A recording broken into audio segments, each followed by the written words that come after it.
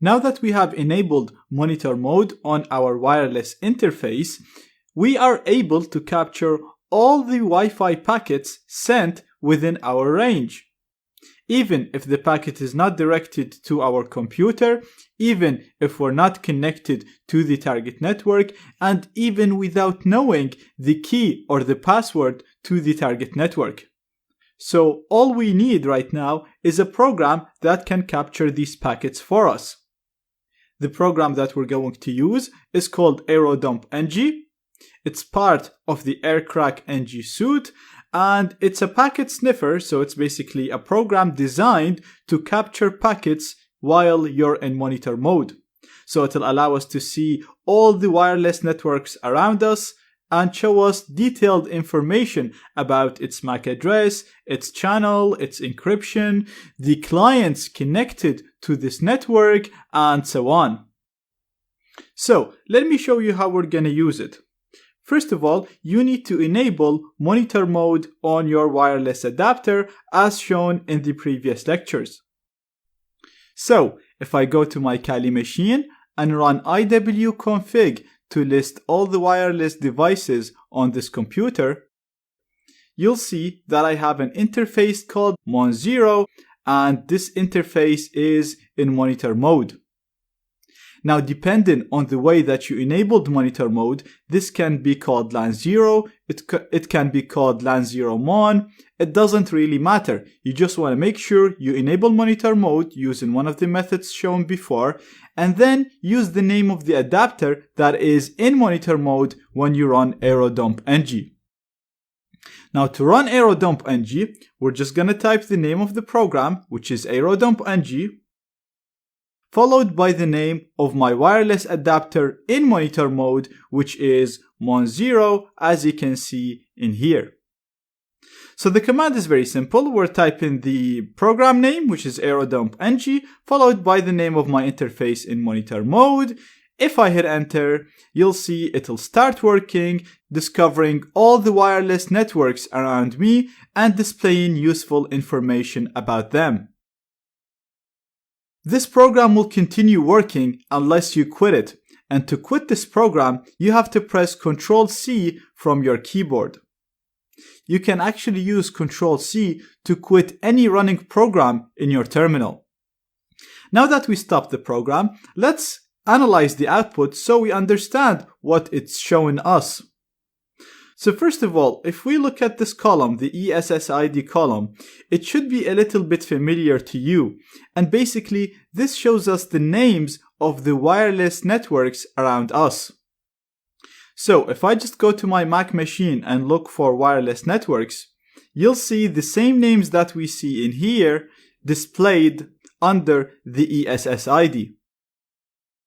Now all of the other columns show us more information about the network name that you see in here, and this information will actually be very useful to us as we go through the course.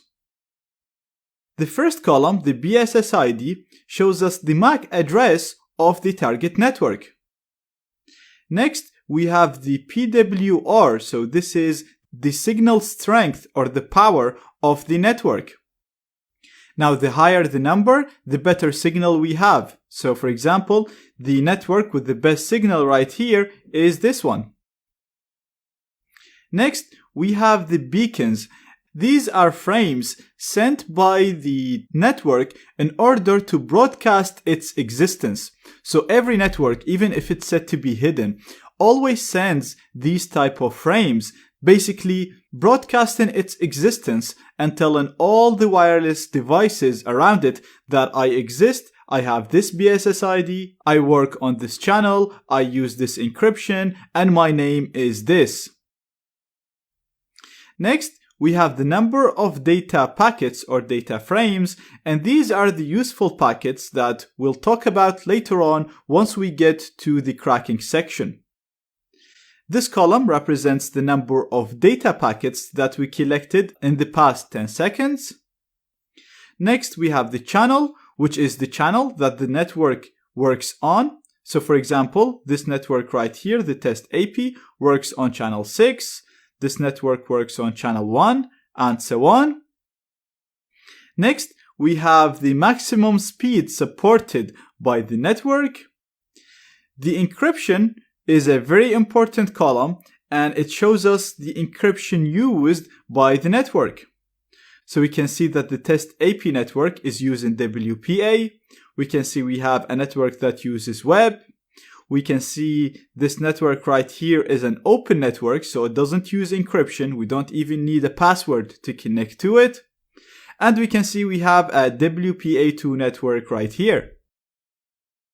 Cipher is the cipher used in the network. So we can see here we have CCMP, we have web, and we have CCMP again here. Auth is the authentication used on that network.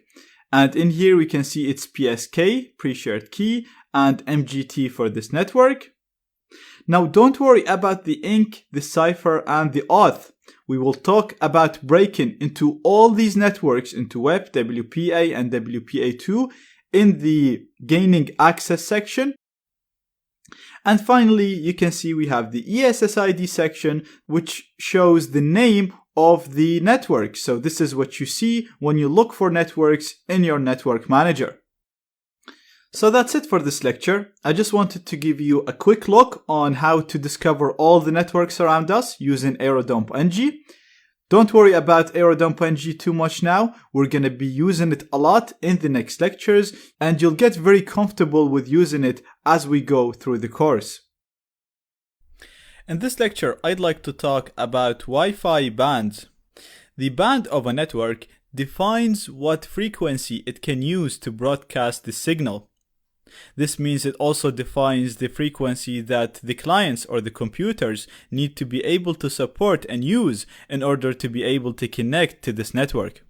The two main frequencies used in Wi-Fi networks are 2.4 and 5 GHz.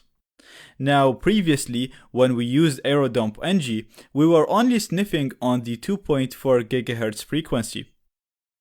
You can see, first of all, my wireless adapter is in monitor mode, Mon0 in here. So if I just do AeroDumpNG Mon0,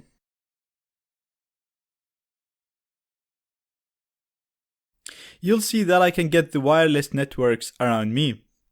But you might have noticed that you won't actually see all the networks around you when you run AeroDumpNG.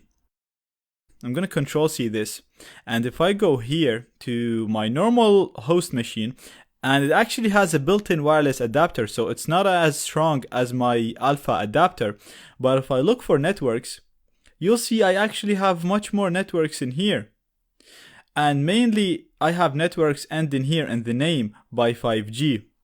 Now, the network doesn't have to necessarily end in 5G, but here in Ireland, if a network broadcasts over 5 GHz, the service provider adds 5G to the network name. But we also have other networks broadcasting over 5G that don't end in 5G. But basically the main point that I want to talk about is I'm not able to see all the networks around me in here in AeroDumpNG.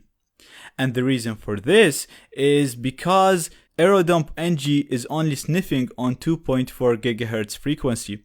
So if you do this and you don't see all the networks around you, or if you're sniffing on your own network, but you don't see all the clients in your network, it's possible that your router is broadcasting over two bands, over 2.4 and 5 GHz. And if you're not seeing the router at all, if you're not seeing the network at all, like what's happening here for me, then the router is probably just broadcasting over 5 GHz. Now, this doesn't mean that your wireless adapter is not good. It just literally means that this adapter is not able to see 5 GHz frequency. It's just outside of its limit, outside of its reach. The main problem with 5 GHz is that there are a lot of wireless adapters that can see it and can communicate with it, but not many of them support monitor mode and packet injection. So you might see me and other people recommending wireless adapters like Alpha AWUS 036NHA. This is my most favorite wireless adapter. I use it all the time, even now. But the problem with that adapter is it doesn't pick up 5 GHz frequency. So it doesn't mean that that adapter is bad. It just means that it can't see 5 GHz frequency. Like I said, there aren't many wireless adapters that support 5 GHz. But I have an adapter here. It's Alpha AWUS036ACH. And this adapter supports both 2.4 GHz and 5 GHz frequencies. It's not as good as the Alpha, but it does the job. Now, if you want more information about wireless adapters, check out the link in the resources. I'm not going to talk a lot about what wireless adapters do. But in this lecture, I want to show you how to sniff and discover 5 GHz frequency networks, and then so that you can use all the attacks that you've learned in my other lecture and in my previous videos with 5 GHz networks. So, the adapter that I'm using right now supports 5 GHz, but as you can see, I still can't pick up these networks. That's because I need to specifically tell AeroDump-NG that I want you to listen on 5 GHz frequencies and 5 GHz channels. To do that, all we have to do is just do AeroDump-NG, like we always do. And then we're going to use a new argument that we haven't seen before, and this argument is called band. And we're going to tell it that I want you to sniff on band A, and that's the band that supports 5 GHz frequency. And then I'm just going to give it the name of my wireless adapter in monitor mode, which is Mon0. So the command is very simple. It's very similar to what we've used before. And all we have to do is just type in AeroDump-NG, followed by the band. And the band that we want to use is A. And we're following that with our wireless interface. So I'm going to hit enter. And as you can see, as soon as we hit this, I'm actually just going to do Control-C now because you can see the results. You can see that we got much more networks right now. And we have the 5 GHz network. So we have this network and this network that we weren't able to see. We have the Jameson Whiskey network as well. And basically we're able to capture all the networks that use the 5 GHz frequency. Now what you can also do, let me clear the screen. You can specify multiple bands using the band argument. So again, using the same command, instead of just saying band A, we can do band ABG. And what this will do is it'll tell AeroDump-NG to capture data on both 2.4 and 5 GHz frequencies at the same time. So let me show you. So as you can see right here, we're capturing some 2.4 GHz networks and we're capturing 5 GHz networks as well at the same time. And we'll also be able to discover clients connecting to both bands. The only problem with using AeroDump like this is, first of all, you need a powerful wireless adapter to do this. Also, it'll be slightly slower than only sniffing on one band, because when you're sniffing on two bands, you have a lot of channels that AeroDump-NG has to hop on all of them and discover clients and networks broadcasting on these channels. So, if you want quicker results, then you're better off just specifying the band A when you want to sniff on 5 GHz frequencies and just not specify the band when sniffing on 2.4. But as you can see, you can just run the command like so with band ABG, and this way you'll be able to capture data sent over 2.4 and 5 GHz frequencies. Also keep in mind, in order to sniff data on 5 GHz frequency, like I said, your wireless adapter needs to be able to support this band. So simply adding the band argument will not work unless your wireless adapter can support and can sniff data on this band. One more thing that I want to note, I've actually said this before, if you run AeroDump-NG against a network and you see some devices missing, then there is a high chance that these devices are connected over 5 GHz. So again, use the band A and then you should be able to see these devices. In the last lecture, we've seen how to use AeroDump-NG to list all the networks around us and display useful information about them. Usually, we do this in order to see our target network, see the signal strength, see how far we are from it, and then start targeting this target network. Now, in this example, I'm going to assume that my target network is this one right here. This is actually the network that my host machine is connected to. And now that I have my target network and I have some basic information about it, let's see how we can run AeroDumpNG against this network only, not against all networks. And this way we'll be able to gather more information about it. So to do this, first of all, I'm going to have to write the name of my program, which is AeroDumpNG. Then I'm going to specify a specific BSS ID or a specific MAC address for AeroDumpNG to sniff data from. So my target network has a BSS ID of this. We can see it here under the BSS ID. So I'm going to copy it. And then I'm going to do -- BSS ID. And I'm going to give it the BSS ID that I just copied. Next, I'm going to specify a channel for AeroDumpNG to sniff on. Again, if we look under the channel column in here, we can see my target network is on channel 2. So I'm going to do -- channel 2. So now we're telling AeroDumpNG that I want you to sniff data on channel 2 and only from a network that has this BSS ID. I'm also going to tell AeroDumpNG that I want you to store all the data that you're gonna gather for me in a file. So I'm gonna say -- write, and then I'm gonna type a file name, and let's call this test. And at the end, as usual, I need to give it the name of my wireless adapter in monitor mode, which is Mon0 in my case. So, very simple command. Let's go over it one more time. We're doing AeroDumpNG, that's the name of the program that I want to use. I'm telling it that I only want you to sniff data from a specific BSS ID. Then I'm giving it the BSS ID of my target. Then I'm telling it I want you to only sniff data from a specific channel, and I'm giving it the channel that I wanted to sniff data from. Again, we can get it from here, it's number 2. Finally, I'm telling it that I want you to write all the data that you're gonna capture in a file that we're gonna call it test. And then I'm giving it my wireless adapter in monitor mode, which is Mon0. Now I'm gonna hit enter. And as you can see, unlike the last time, AeroDumpNG is only showing me one network in here. This is the network that I wanted it to sniff data on. And we can also see we have a completely new section right now. So when I ran AeroDumpNG in the previous lecture, you seen I only had the networks in here and I had nothing here at the bottom. But now you can see we have more entries in here at the second section of AeroDumpNG.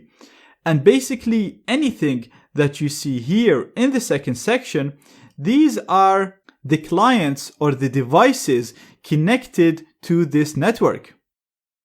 So right now we can see this network has 3 devices connected to it, and you can see the MAC addresses of these devices under the station. So you can see all of these devices are connected to the same network. So the BSS ID is still the same. This is the MAC address of the network, and under the station we have the different clients or different devices connected to this network. We can also see the power, so this is the signal strength of each of these devices. We can see the speed, we can see the amount of data lost, we can see the amount of frames or packets that we have captured, and we can see if any of these devices are still probing for networks. So sometimes when you run AeroDumpNG against all networks, you'd still see this section and you'd see that some devices are not connected and they're literally trying or looking for networks. So you'd see the name of the networks that they're looking for under the probe. Now, if I hit Ctrl+C, AeroDumpNG will quit, it'll stop working, but I should have new files in my current working directory that contain the data that we just captured. Because remember, when we ran the command, we used the write option in here to store the data in a file called test. So if I just do ls to list all the files in my current working directory, you can see I have 4 files. All of them start with test, but they all have different extensions. So we have a CSV, we have a netxml, we have a cap, and we have a Kismet CSV. Now also notice that AeroDumpNG automatically appended -01 to each of these files. So in the future, when you go and try to use the capture file, make sure you append -01 to the file name that you specify in the command. Now, the main file that we're going to be using is the cap file. Again, this file contains the data that we captured during the period that AeroDumpNG was working on in here. And basically, this file should contain everything that was sent to and from my target network. So it should contain URLs, chat messages, usernames, passwords, or anything that any of these devices did on the internet.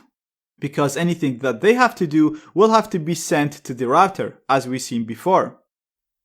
The only problem is, if you look at the encryption in here, you can see that my target network uses WPA2 encryption. So all of the data sent between the router and the clients is encrypted. So let me show you what I mean. I'm going to use a tool called Wireshark to analyze the data. And don't worry about how to use Wireshark. We will talk about it in details later on. Right now, I just want to make sure that you understand the idea that now we're able to capture all these packets. The only problem is these packets are encrypted. So I'm going to do Wireshark to run Wireshark. And then I'm going to open my capture file. So I'm going to go to File, Open, and it's already in my root directory. So I'm just going to scroll down and select my test1 cap. I'm going to open it, and I'll just put this in full screen. And as you can see, if we click on any of these packets, you can see we really have no useful data. You can see everything looks like gibberish, and we can't read anything, even though these packets might contain usernames, passwords, or URLs. The only useful thing that we can see here is the device manufacturer.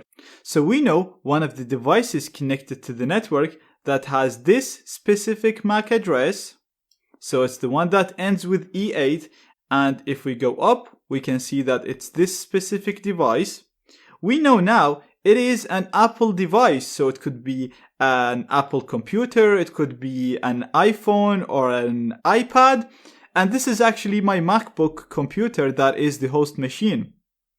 Again, we can see we also have a device that's using a Huawei chipset. So this can be a phone, or it could be the router. And if you look at the MAC address here and compare it to the MAC addresses that we have here, you can see that this is actually under the BSSID. So this is the MAC address of the router. So now we know that the brand of my router is Huawei.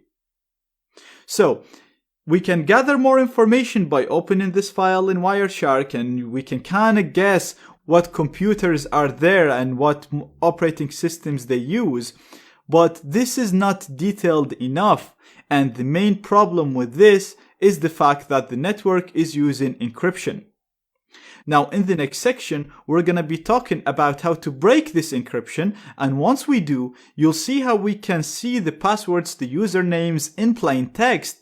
And you'll also see how we can map all of the computers on the same network, gather detailed information about them, hack into them, and do some really, really cool stuff. Now, you should guess by everything that I said so far, if this network was an open network, if it was a network that does not use any passwords, then you would have been able to actually see all the URLs and everything that they do in here.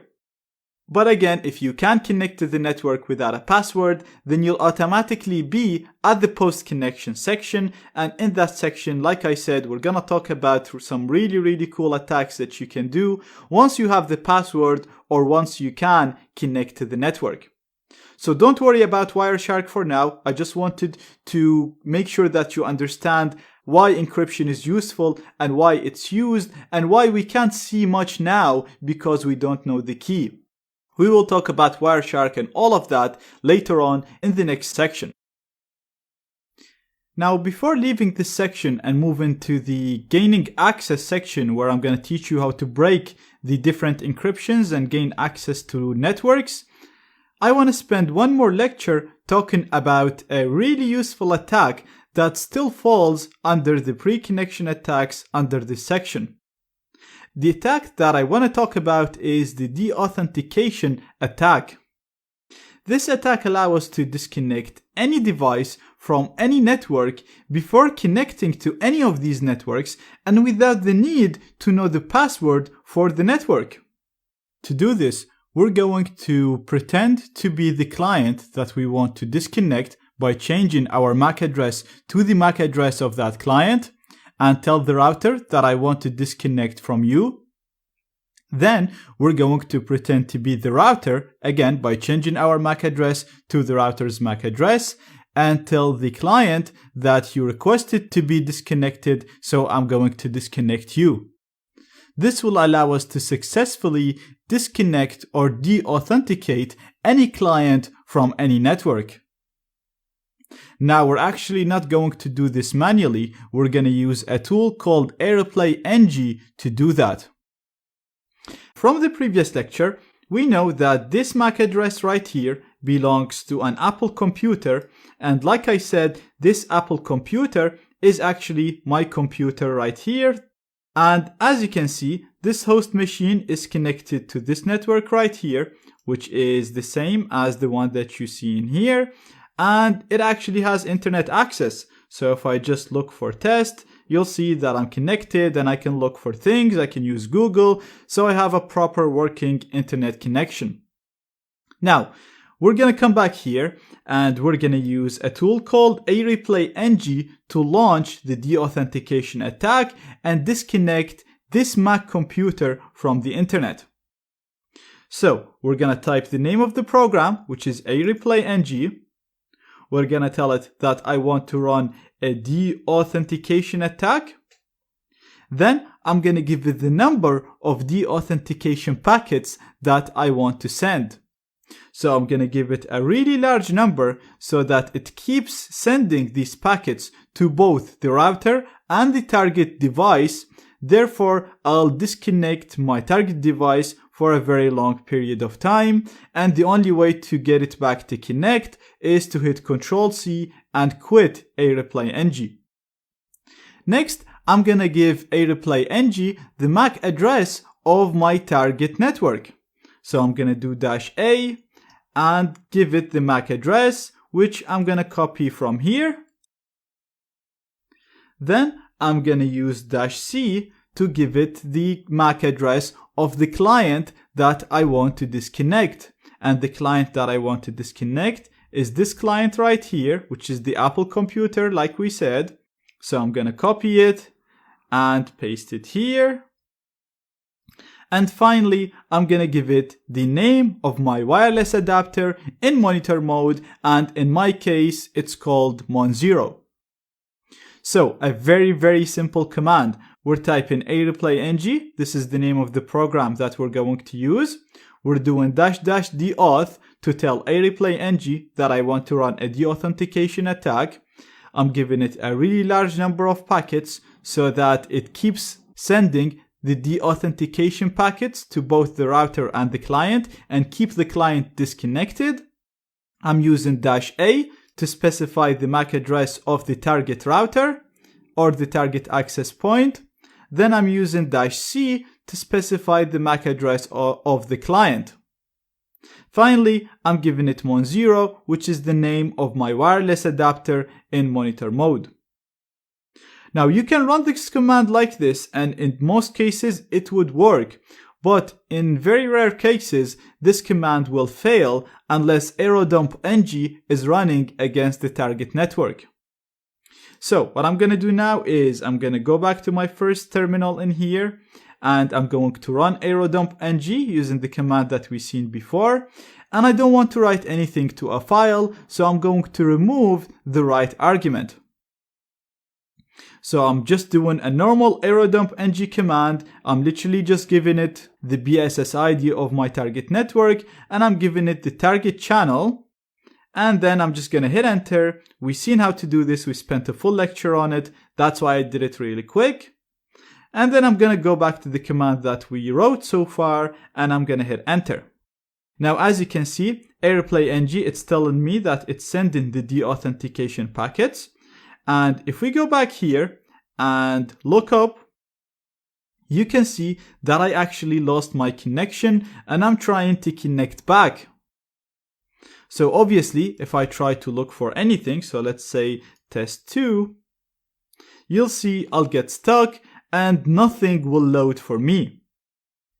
So the only way for me to connect back is if I go back here, if I quit this by doing Ctrl+C, quit this again, and now my machine should be able to connect back and restore its connection.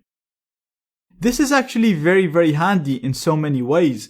It's very useful in social engineering cases where you could disconnect clients from the target network and then call the user and pretend to be a person from the IT department and ask them to install a virus or a backdoor, telling them that this would fix their issue. You could also create another fake access point and get them to connect to the fake access point and then start spying on them from that access point. And we'll see how to do that later on in the course. And you can also use this to capture the handshake, which is what happened in here actually. And this is vital when it comes to WPA cracking. And we'll talk about this once we get to the WPA cracking section. So, like I said, this is a small attack that can be used as a plugin to other attacks or to make other attacks possible.